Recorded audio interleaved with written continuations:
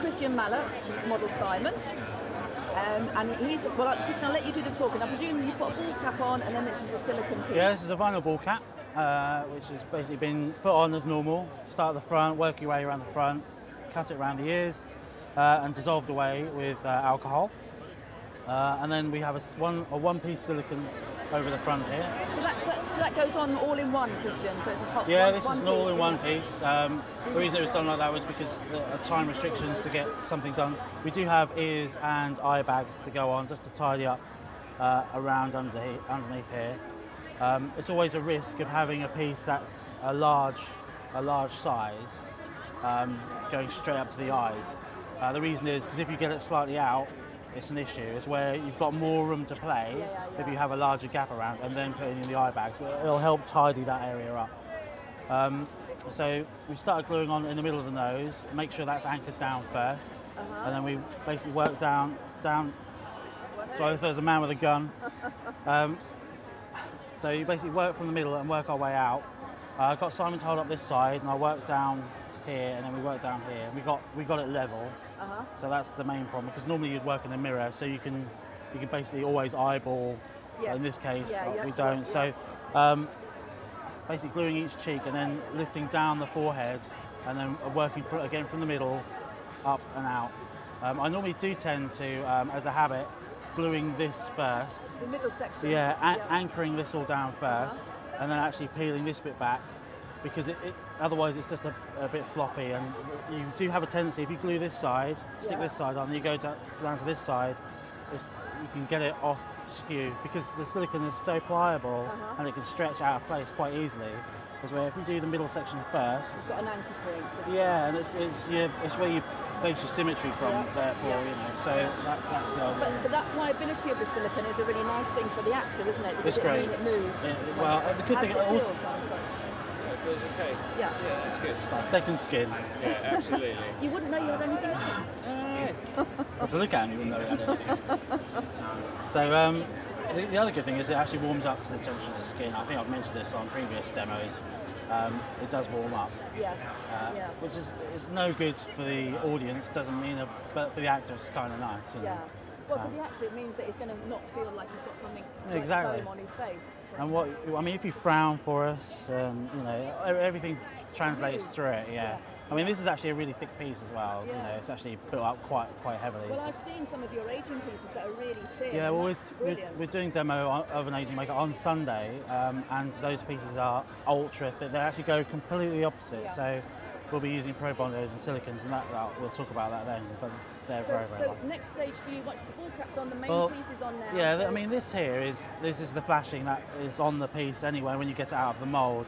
Now this is all cap plastic here, and you can see the bolt holes that were initially in the mould. Some people take all this off before sticking it on. I find with my cumbersome fingers that there is I like to have something to hold on to. With those edges, if you cut them down too much, they can roll over, and then you have to go in, and it's just easier having this, because then you can just pull it all the creases out, and then just go around with a bit of alcohol, just wipe it all away. It makes sense actually, because you can actually get some tension there. Absolutely. And that's the other thing is with prosthetics. I mean, not so much on the face, but on the neck, there's getting everything under tension. Now, if you do a full neck appliance, when you stick it on like that, and then they put their neck like that, all the material will bag up, because it can only compress so much. So what you want to do is when you stick a neck on, for instance, you actually get them to lower their head a little bit, and then stick it down under a little bit of tension, and then when they basically move the head that way slightly, you stick this area down, and actually it's towards this, and then that area is that side. So it's always under tension, so that it removes all that bagging out of the way. Well, actually, it's the same with the ball cap, isn't it? When exactly same principle. Their head back, a lot of people, when they stick on a ball cap, the artist in the chair will automatically do that. They will, I know. Because it's the same when you cut somebody's hair. They think they're helping you out, but in fact, you've actually got to get them to do the opposite, to do the back. Brilliant. So we'll come back to you for the next stage, which will be presumably putting the... Well, blending this off, which I'm about to do, so by all means, film that.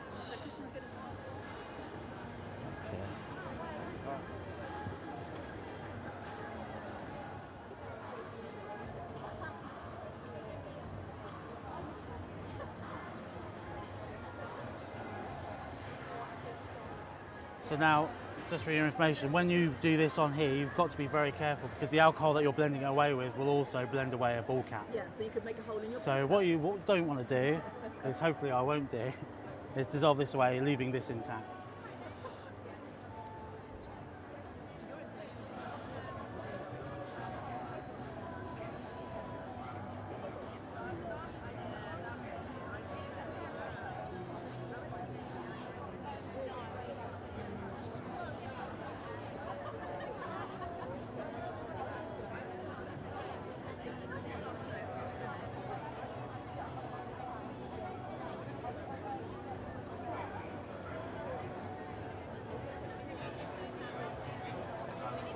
Okay, off the ball cap.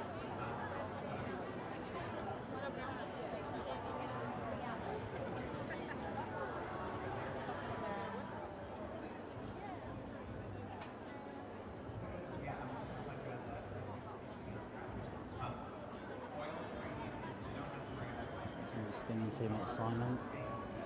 It's fine.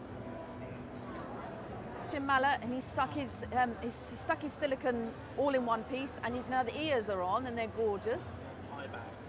And eye bags are on, so you can see lovely edges. And now, Kristyan, so tell me what you've done colour-wise on the balls. Well, what I've done is I've put on, I'm using Pax paint. So just explain for people who don't know what Pax paint Okay, is. well, Pax paint is acrylic and Prosaide mix ratio. The reason that you put the Prosaide in is to help it stick and to help the elasticity of the actual paint. So it sort of bends a bit, moves. Yeah, if I was just to go on with just acrylic, it would flake on. Okay. What proportion do you mix your acrylic to your Prosaide? Well, it depends. For the lighter coat, I actually put more Prosaide in it for the last coat. But the more pigment you can put in, the stronger the colour. Okay. So you don't really need a lot of Prosaide. It's just to make it stick. Yeah, so also just to flex a little bit. I mean, you can get different types of acrylic, but I've really got more of a latex base in. Yeah. Like liquid text and stuff, and then they've got kind of a good flexicity anyway. But, it's always good to mix sure. Yeah.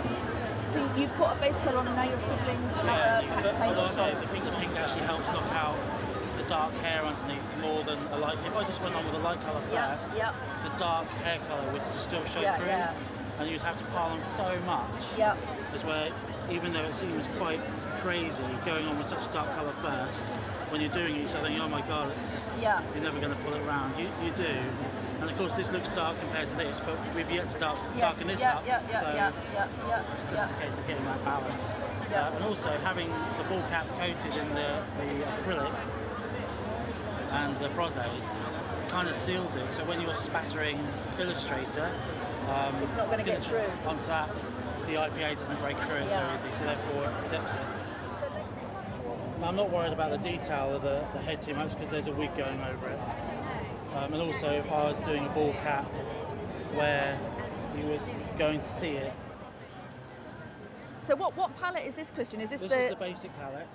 What's that called, that palette? It's got a name. It's just the Skin Illustrator. Oh, okay, it's just called Skin Illustrator. There's so many different ways you can spatter it on. Some people use an airbrush. Yep. So I use a brush. The reason I prefer using a brush is because I actually like it not being so regular. Yeah. With an airbrush it is quite regular. Yeah. I actually prefer it to be some bigger dots, some smaller dots. Yeah. And also I will use an airbrush a little later on, but at the moment I'm just using a brush. Just close your eyes. So I don't know if you can see the effect of what Kristyan's doing. It's almost like pointillism in art. It's literally flicking tiny bits of a warm colour on it to start. Like skin has got so many different colours in it. This is exactly what you're replicating, really. Yeah, I mean, if you look at a photo of somebody and you enlarge it by quite a lot, and you look at all the pixels of different colours, all those tiny, that's what we're doing. We're kind of reenacting. And just getting back to those starter kits, I'm going to hold an example of one up here just for the camera. PAM will be bringing out their own starter palette, and we're going to ask Kristyan for advice on what colours to put in. But you can see for students, I love this bendy plastic as well. It's a bit like Tupperware. But you've got a fairly good range of colours there. So I think our palette will be something pretty similar. What have I said this morning? You got great. Right, it's nice, isn't it? Yeah, it's really good. That's amazing. I love that colour. That dusty rose. Yeah. It's one of my favourites. Got the naturals, espresso, midnight brown, vein tone, prime yellow, blood tone. I think ours will be very, very similar Yeah, I to was this. going to say the only one that I'd want in there is the olive. Okay. We picked up nude colours underneath the eyes and browns.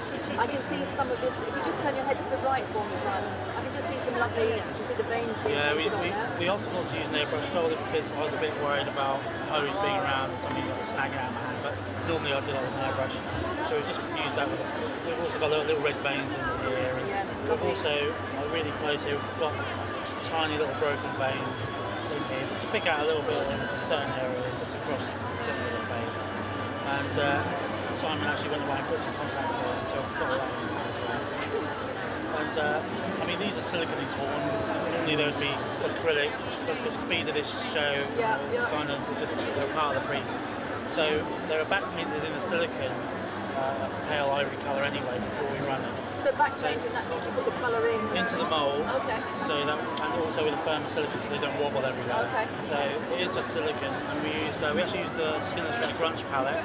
Okay. The soot colour and the. That is a really popular palette. Can I just hold that up to the camera, Kristyan? So you can see that there. It's a bit wet, so I won't tip it right up. It's a great dirty palette. Yeah, it's we a do great like dirty loads of palette. background people, Yeah. school artists. Yeah. So yeah, we've done that on this. Sort of dry brush it on. You do it on so the pigment's quite heavy, and then you do a wash of just Illustrator over the top, just to water it down and wash it so it picks out some of the details. If I had some, I think we'd use some sort of gloss to seal that, to sort of give them a bit of a shine. I don't know. You know what, that David's Ice stuff might do it. It was really good for just giving a bit of gloss. It might be too strong. But I didn't want it to pick up any dusty. And that's pretty much it, what we've done in detail. I'm just going to put on a wig. Also what we've done some little spots around the back of it. Yeah. Because the hair's so thinning here, we just need to have something coming through it, just to break it up more than anything. I mean, we could go absolutely crazy and just go veins, but I actually kind of like the fact that it blends into him a little bit. Although we're about to cover that with a beard, just for fun. Oh, actually, I didn't know you were going to put a beard on, because I was just admiring the fact that you bridged that gap between face and skin so cleverly. We just thought it'd just be fun. The reason is because this is aged somewhat, there's no aging around here, because we didn't have time to make the piece. So because it hasn't got that, we're just going to bridge that gap with a bit of a fun beard to go with a silly wig. Yeah, fantastic. You feel the pressure a little bit. I think what's my good is I've actually gone back.